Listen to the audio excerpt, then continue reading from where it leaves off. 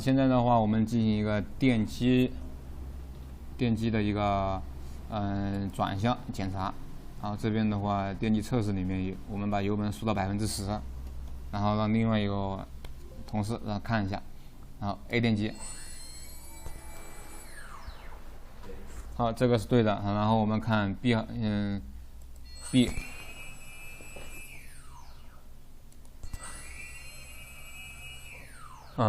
错的话，我们就把那个三相橡胶头三相任意交换2根就可以了。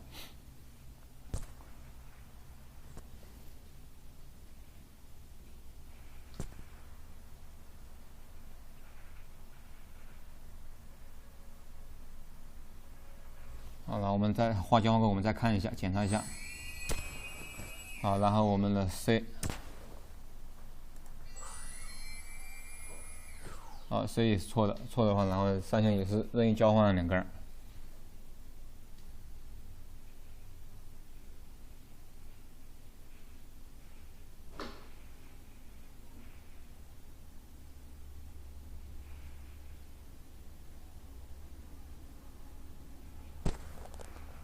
然后完了，我们再点击再检查一下。好，对了，然后我们再看最后一个电机 D 的话，好，对的，好，然后就是我们的一个多轴电机的一个检查。然后我们再看一下我们那个双发的一个前栏电机是否是正常的，然后选择手动模式，然后进行一个解锁。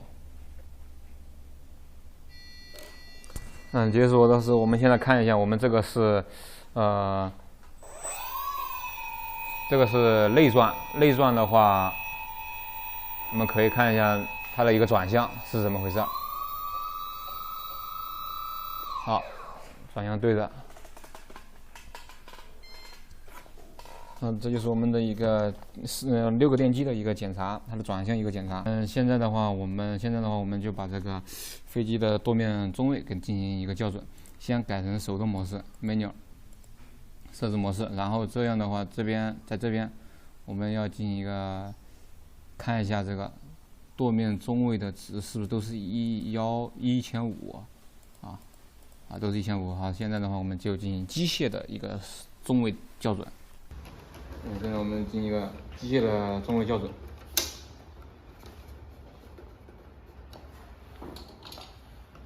螺丝可能就两边两头，这边要在一根线上。这个的话有一点偏高。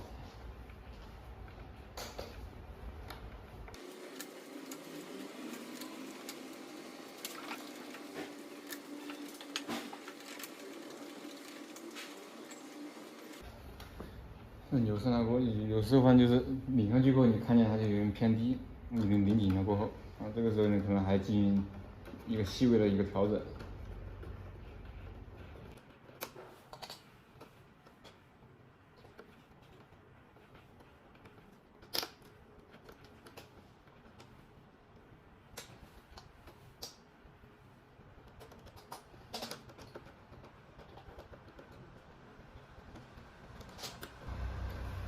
这个时候我们可以看一下两头基本上都是在一根线上，然后的话左右2个机翼和垂尾基本都是像这样调。现在的话我们把垂尾方向舵这边也进行一个舵面的中位校准。那我们可以看一下它就是往右偏了，往右偏的话我们就把这个连杆给它放长。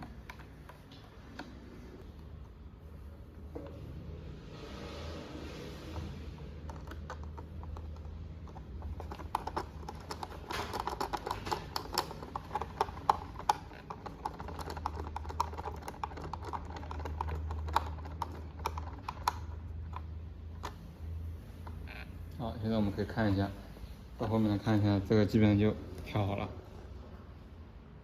刚刚呢，我们把那个舵面的中位，就是机翼、副翼和水方向舵，然后给它调了一下。现在我们就是调那个升降舵，升降舵这边的话，我们可能就要动到这个参数，动到参数。现在我们看一下二通的话在什么位置？然后我们另外一个小伙伴，另外一个同事，然后再拿着遥控器，我们在他打那个打那个遥控器的时候，我们这边可以很明显看见这个字在动，他打到中位值，然后我这边就输入1525，好，可以吗？好，然后这边是，然后就是2通，基本就中位就调好了，然后就是6通方向舵，然后我们再看一下，它打到某一个值。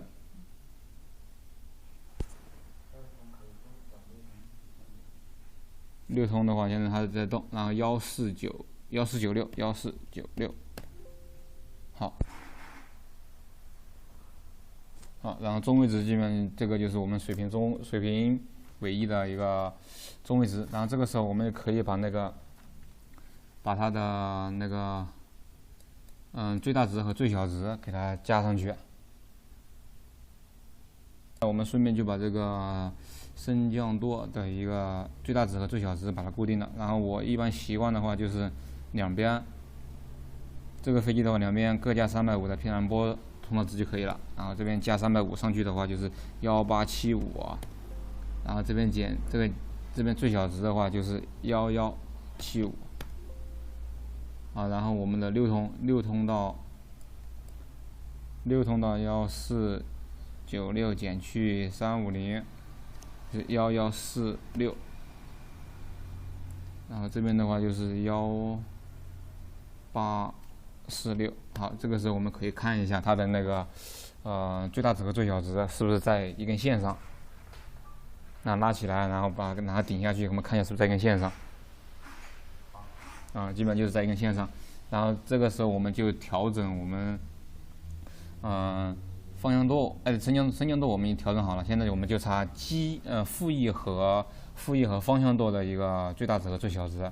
这个时候就要用到我们自己3D 打印的一个模型，就是两边的角度基本都一致，然后这样更方便一点。如果没有那个3D 打印模型，向上的正升力也就是向上就是要小一点，向下的话要大一些，就是正升力尽量让它大一点，负升力让它小一点。然后这个时候我们就先调那个方向舵的话4通，我们看一下这个我们左右两边是摆了30度，差不多30度。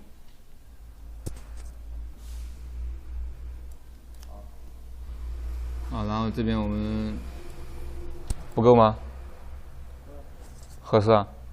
好，那最小值基本就合适了，是吧？然后另外一边，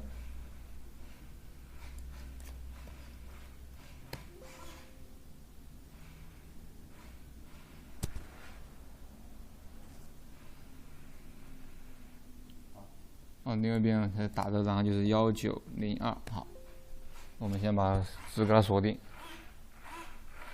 就是我们现在可以看见，就是两边基本都30度。如果没有这个模型方向舵的话，你就最好是向左向右两边基本都保持一致，就是到中间的那个摆动的距离，基本上让它一致。现在的话就是我们的副翼，左副翼。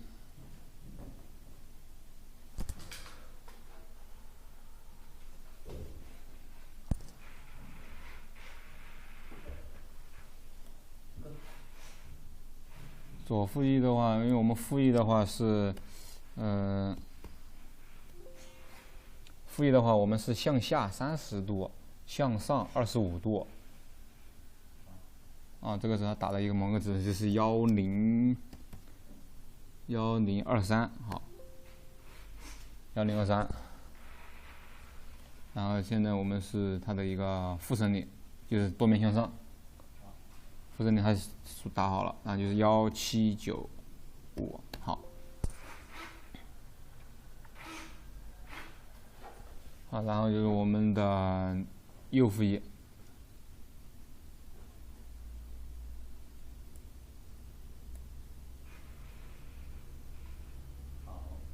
我们可以看它现在也打好了，打好的话是1786，好。然后我们的另外一边1167，这个时候呢，我们就把副翼调好了。副翼的话就是向下30度，向上25度。好，然后我们检查一下舵面的手动输出是不是对的。